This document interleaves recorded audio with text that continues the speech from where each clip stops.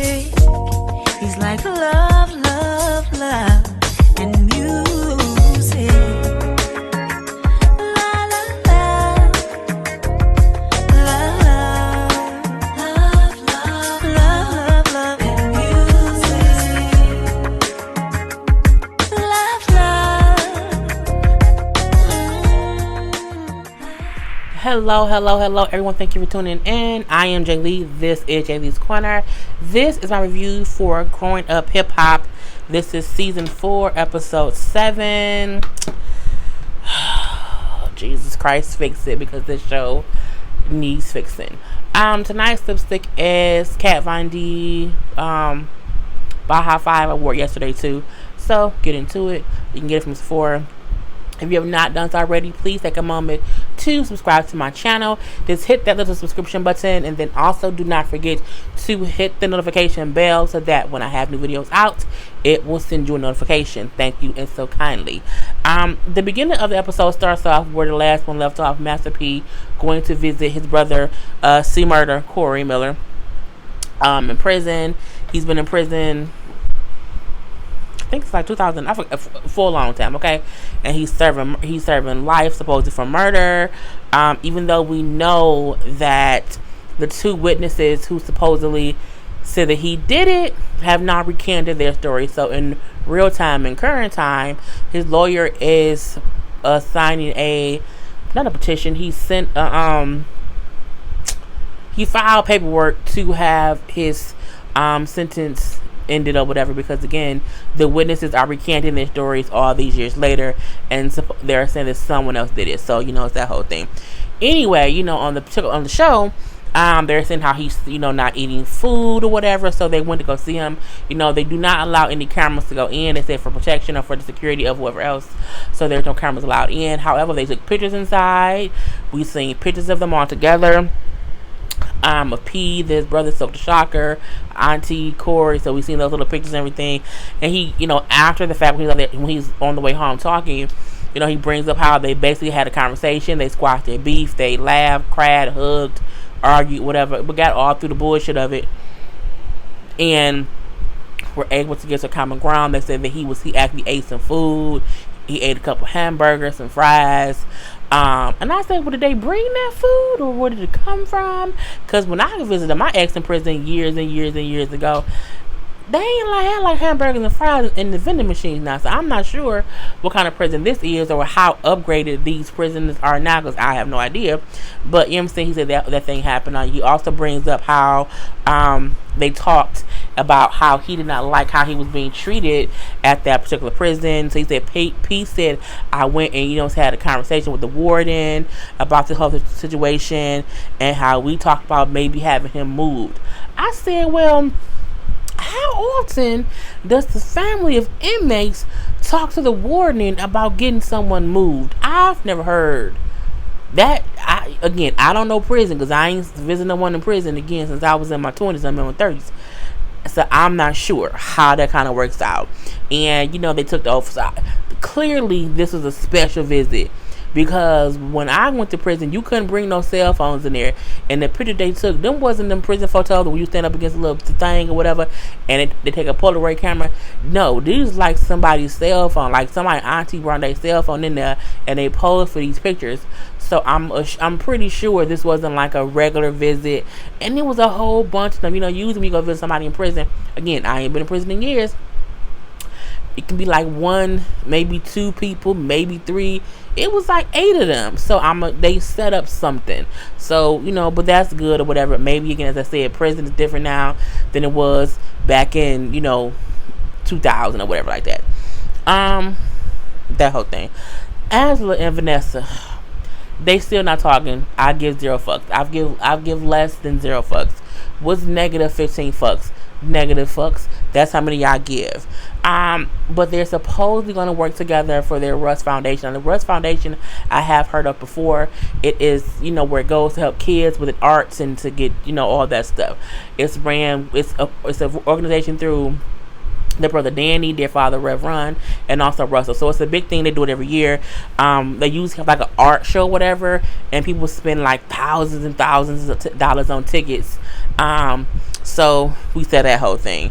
Um, we Angela was talking to her assistant about like I don't know how it's gonna go. Me and Vanessa ain't been talking. We then see JoJo and Vanessa talking, and again, Vanessa is still bringing up that goddamn fashion show that Angela did not go to. Girl, not Angela, Vanessa, you getting on all my nerves, all of America's nerves, all the children's nerves, all the adults' nerves. Girl, no one cared that your sister not come to that fashion show. No, y'all the reason anyone think there's beef because you come on this show and y'all make it seem as if one ain't this because y'all beefed out. A bitch can't be busy and booked. No, I hate it. It aggravates my soul that their whole storylines is how they don't get along.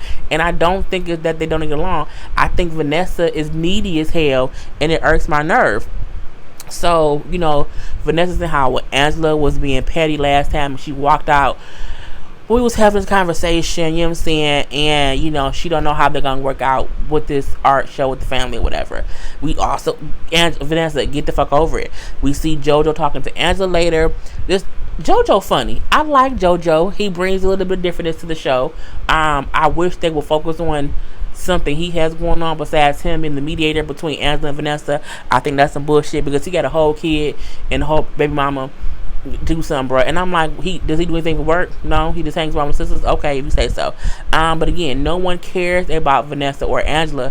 I do think, like I said, get JoJo and Diggy on here. Give Vanessa and Angela 2 seasons off. Bring in Diggy, have him and JoJo be hanging out or whatever. Do that, okay? We don't need Angela, we don't need Vanessa. Them 2 segments, we've had enough of the bullshit. I feel like they both need to grow up. I feel like Angela needs to grow the fuck up and just tell Vanessa, bitch, I don't want to work with you, okay? I have other things going on. I think the reasoning is Angela, for the most part, do have brands contacting her to do different stuff. I see Angela on social media all the time just doing stuff. I do think people reach out to her to work with her. So I do think she be busy and she just don't feel like working with Vanessa. But tell her that, okay, grow the fuck up, grow some balls, Angela, and let your sister know, right now, I can't work with you on certain stuff because I have my own thing going on. Be honest about that. Vanessa need to grow up and to accept the fact that Angela be getting booked and she be busy and bitch, she don't want to work with you. I feel like you need to get over that goddamn fashion show. You need to do things on your own. I feel like sometimes Vanessa feels like if it's not Vanessa and Angela, she's no one. I feel like she feels like I need a sister right here in order for me to be relevant, and I'm just over the bullshit. Bye. Boogie got his name right, still at rehab, which is good. I think he needs to be at rehab. He doesn't say how long he's been there. I hope he did 30 days. I do. I know the first time when they said he was in the rehab, he only been there a week. I need him to do a good 30 days in rehab before they even let him out and, have him talking like, oh yeah, I'm out of rehab, I'm back in society. He need a good full 30 days.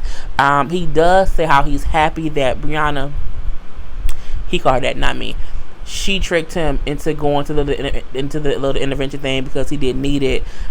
He's talking to her on the phone, and when she asks him, have you talked to your dad yet, he says, no, I have not. And he kind of won't say why, because he don't fuck with his dad right now, and it is what it is. But he does say how he only wants supportive people in his space, and he only wants people that supports him. And right now he don't feel like a dad support him, and I honestly can get how he thinks that, because I feel like he thinks his father only participated in that intervention for the show. Anyway, TT, Egypt, and Pepper's talking or whatever. Honey, when Pepper say I'm Egypt's manager, I've been managing her for years, and it's time for us to step her game up. Egypt ain't did shit besides been on the show. That's all she did. She says that now she wants Egypt to do her own swimsuit line. So is the music off the table? She's not doing music anymore. You're going to focus on her doing a swimsuit line. And I know that when you are trying to make it big in the industry or whatever, you want to try different, money making options, different streams of revenue. I completely 100% get that.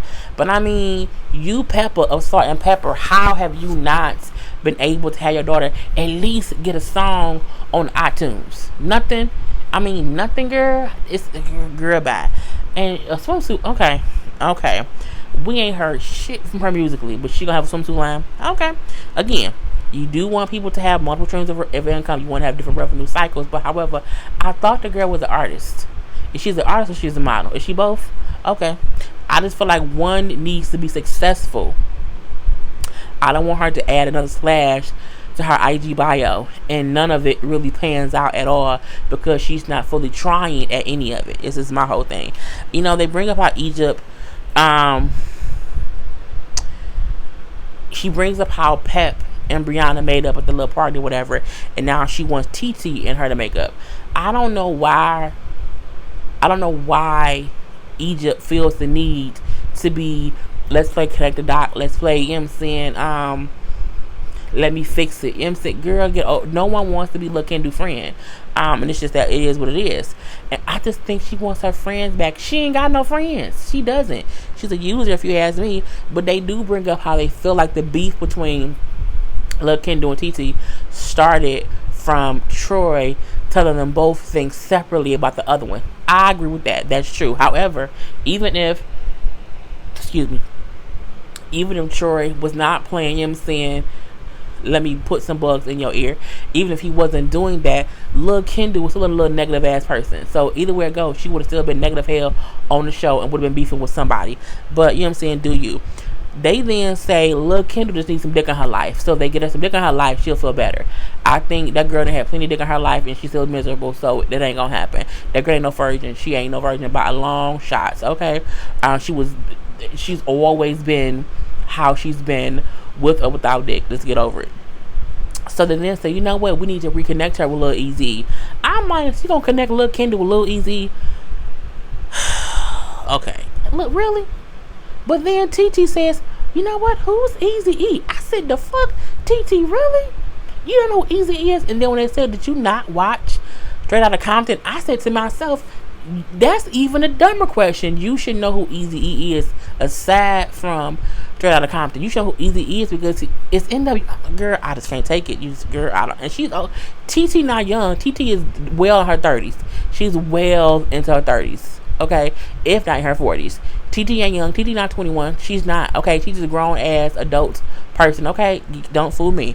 Anyway, honey, Lil Kendall daughter at Dame house. Why under her name now it just says artist? Artist of what?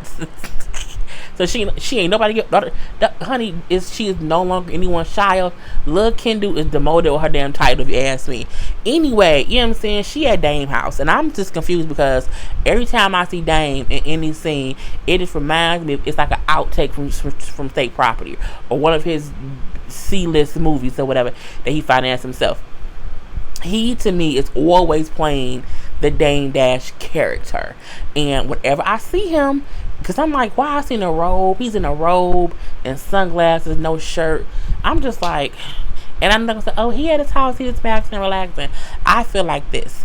I feel like he be having hoes at the house, and Lil Kendall is one of them hoes. I would not feel comfortable at my friend's house and when I'm there with their daddy and their daddy girlfriend, but my friend isn't there. You know what I'm saying? Like, my thing is, I don't feel like I want to connect so much with the person's parent that I'm just like hanging out with their parent.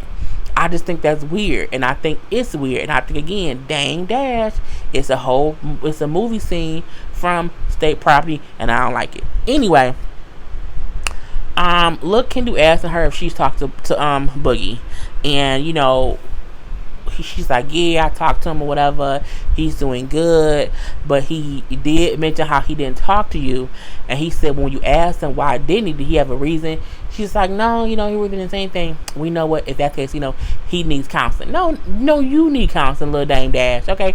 You need counseling. They all kind of talk about, yeah, he needs therapy, and then Lil Kendall suggests, well, maybe y'all all can do like counseling together as a family, which I think is a great idea. This is when Dame had me all fucked up and all this discombobulated. Dame says, I have things to do. Okay, I have things to do, and I'm not the one to sit around and dwell on shit. I say, what? What are you talking about? He then says he needs to learn his own lessons, meaning Boogie. Boogie needs to learn his own lessons. He said, if I need to learn something, I'll learn it eventually, whether I'll learn it as I go. He says, however, I can't be getting mad over dumb shit. I can't be over here crying, oh my god, my son is on drugs. Like, that's a stupid thing to be. He's like, I can't be spoiled I can't be spoiled and consider that a problem. He says, why? Because my son is on drugs. Everyone kid is on drugs. Everyone kid is not on drugs, Dame. I don't know. When you say everyone kid is on drugs, that's not true.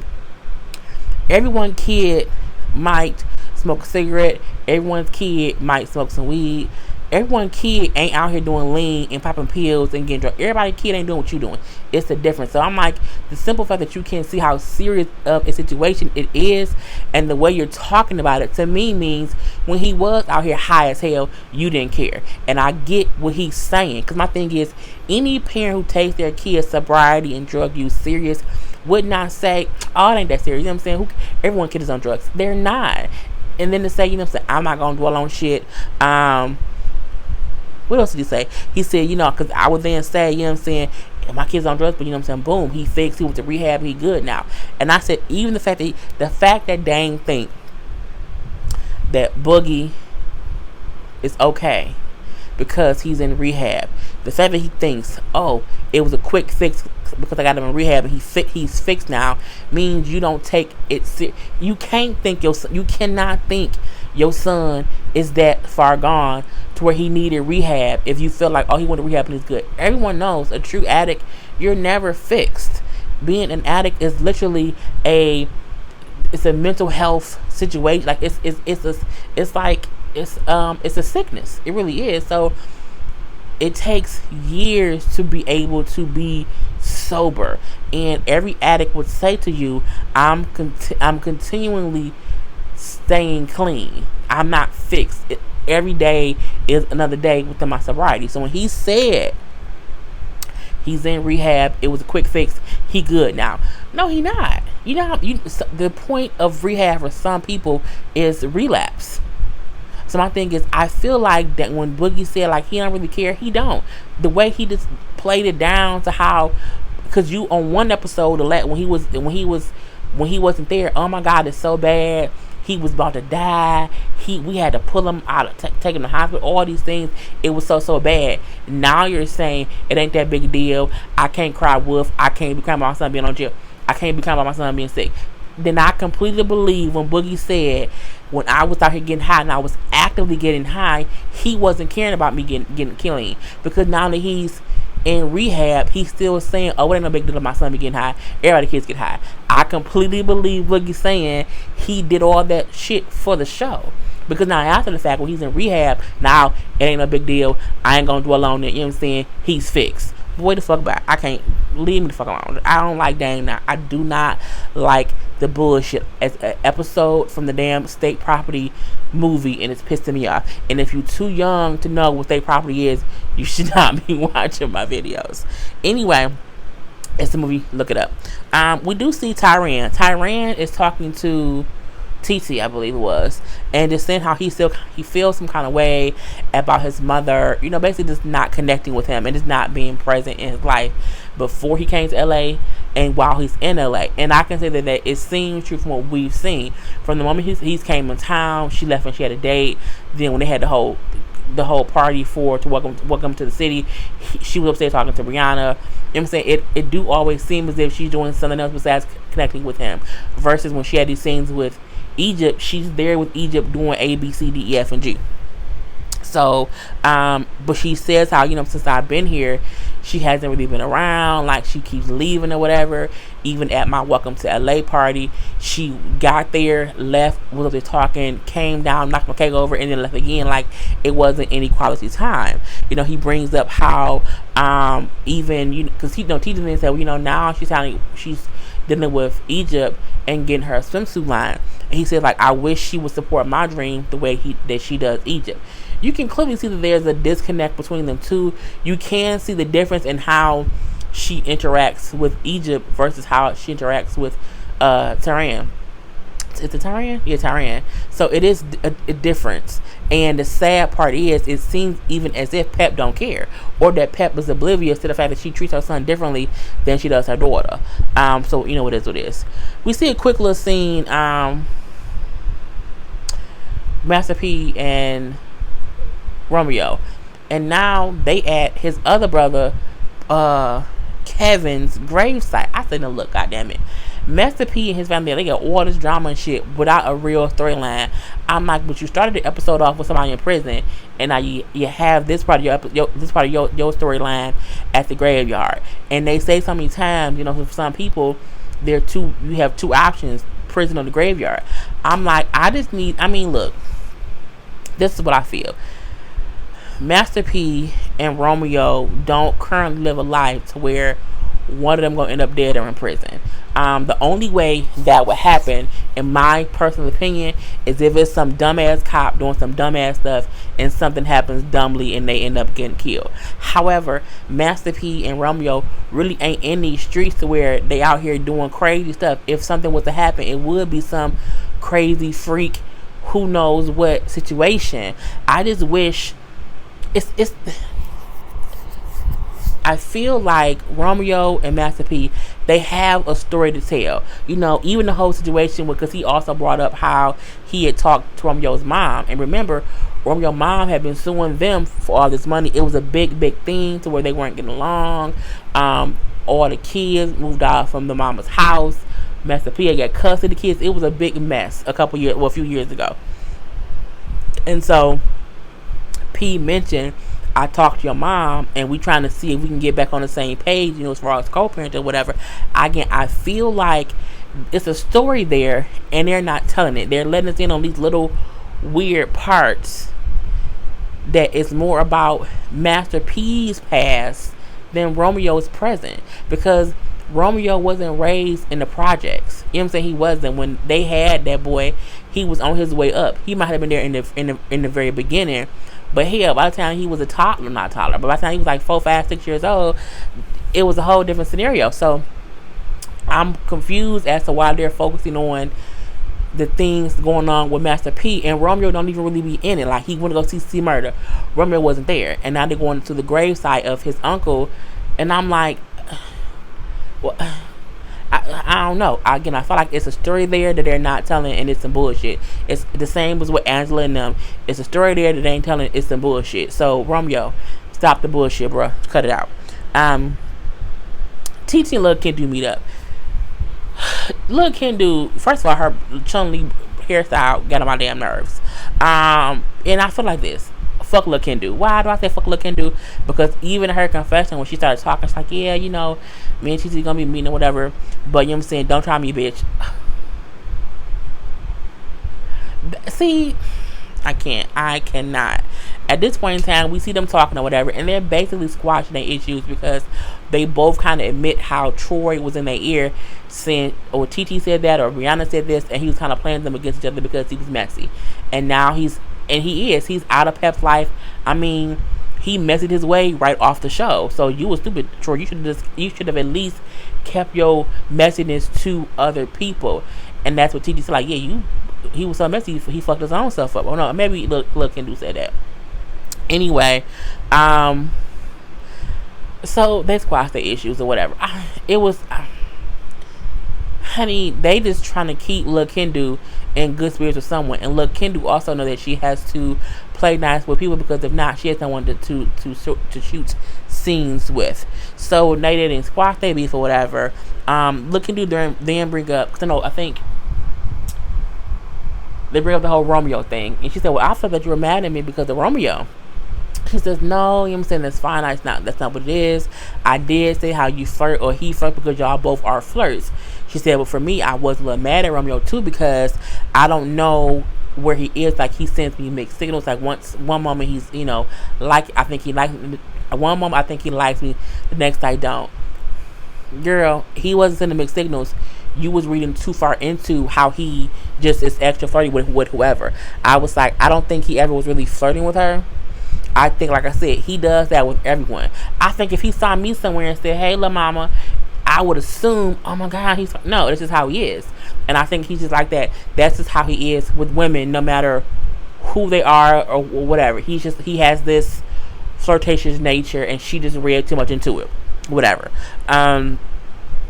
TT then says, okay, cool. Like, cause that's like you were trying to do what I tried to do with Boogie last year. She said, you know what? About that too. Like, Boogie's off limits. Like, don't talk to him. You know what I'm saying? Leave him alone. Don't deal with it. And TT was like, why? What's up with that? She then says, well, because I like him. I like him or whatever. No one knows. I don't want to, get it out there, whatever. And she's like, what? You like Boogie? Everyone saw it. That's why she's always trying to be around him.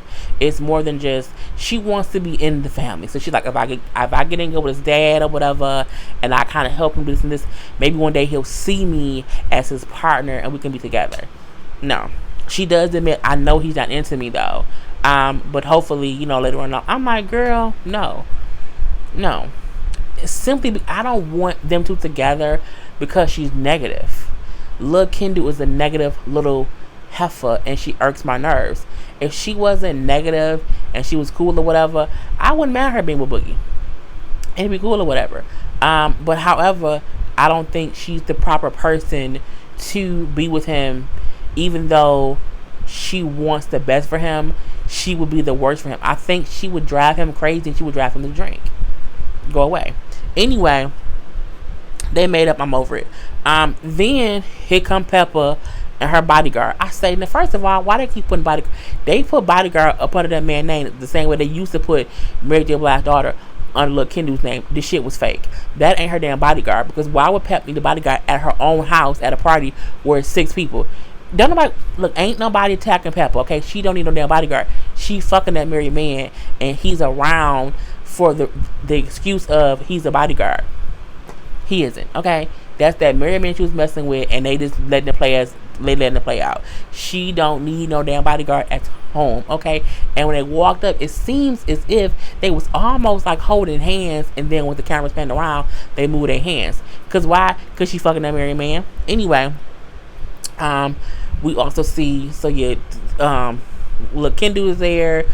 Peppa there, her married boyfriend. TT is there. We see Egypt come in with her crazy ass man. Lil' Kendu, JoJo then walk up, and so does Lil Eazy-E. I'm like, now this is kind of crazy. You got Reverend's son, you got Eazy-E's son at the little party or whatever. Now they trying to hook up Lil Eazy-E and Lil Kendu. Now see, TT is stupid on this part, and this is the part where I can kind of agree with Lil Kendu.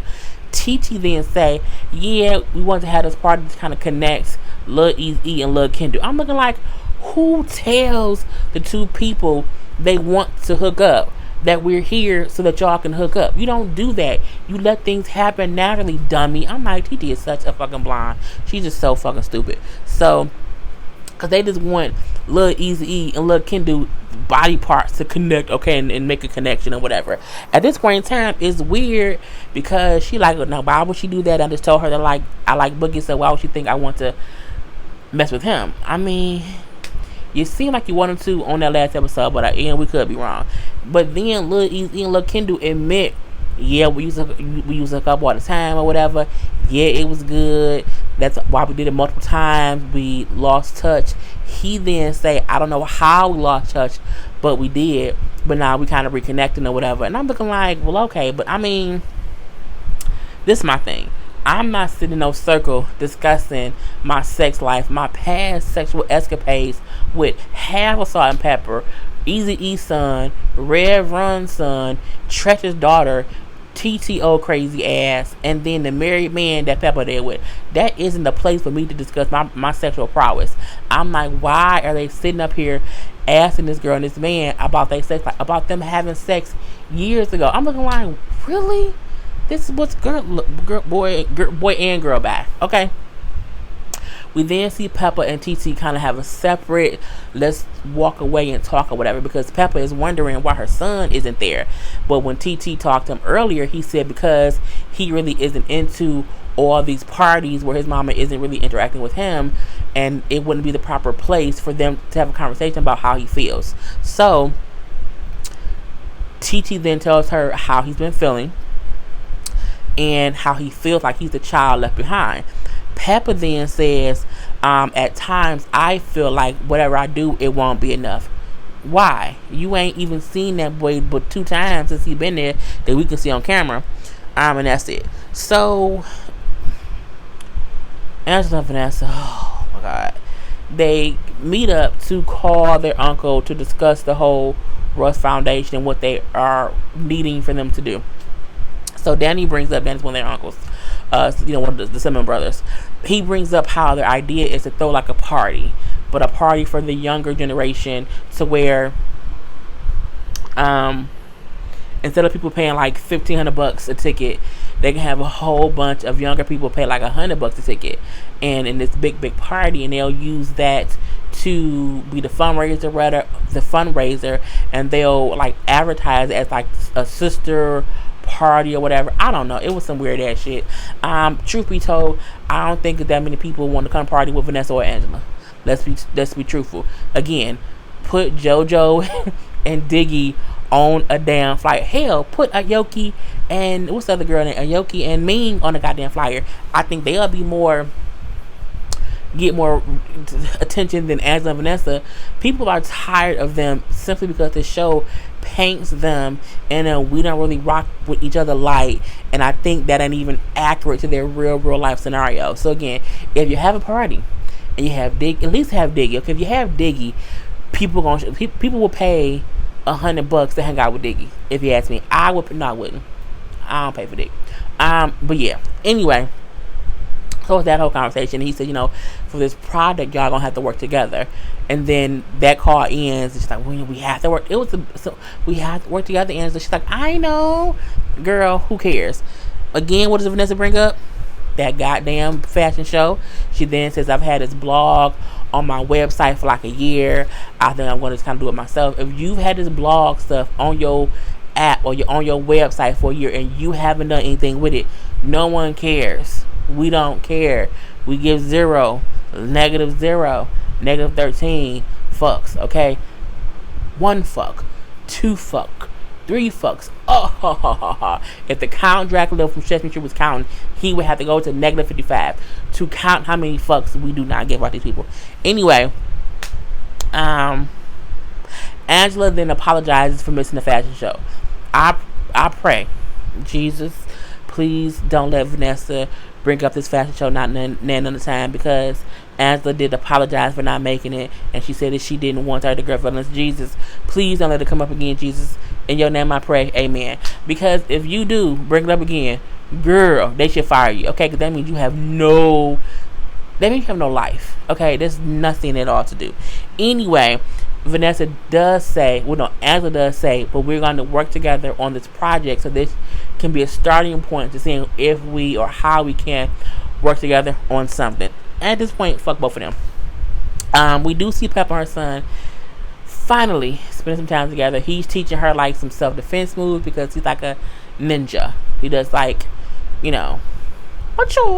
stuff, and I'm like, okay, he's cute when he's doing his little things or whatever. So they're talking and spend a little time together. He brings up how he basically came to spend time with her, but again, you keep disappearing, like you don't really be here, like what's going on. And as they're talking, her phone rings, and it's something to do with Egypt stuff. Oh, I'll be right back. And she leaves the conversation with her son to go handle something for Egypt that I'm pretty sure she could have just took a message, called him back, but whatever. At this point in time, when she come back, he like, look, you know what I'm saying, there's always something. I just want us to get in a better place. Like, I feel kind of funny, whatever. She then says, okay, well, tell me what's wrong. Like, let me know, because I don't know. And this is where the problem ensues, because she's asking him to tell her how he feels and what's wrong. And as he starts to talk, she starts to overtalk him. I'm like, you don't hear him talking? You don't hear him trying to tell you what's wrong, and you're still talking over him to say, yeah, because I don't know what's wrong. Like, I'm like, you don't know what's wrong because you ain't listening to him. You're talking over him, girl. What is girl the fuck about? So he then says, like, look, he said, I feel as if I've never been my mom's center of attention. It's always been my mom in Egypt. Like, she's always paid her much more attention. And just from that conversation, you can tell it's true, because again, he's talking to her and he's trying to express stuff to her, and then she keeps talking about what she's done or what she thinks she's done, and let me know, Pat, shut the fuck up. If you shut up, you can hear it. And then the episode goes off. So we have to wait until the next episode to see. My battery low. To see what's going to happen. But hopefully she shuts up long enough to hear what her son has to say, and she can just be there and spend time with him and treat them equally. Point blank to the period. Anyway, that's the end of my review. Put your comments put your comments in the comment section below. Don't forget to subscribe to my channel. I am Jay Lee. This is Jay Lee's Corner. Peace.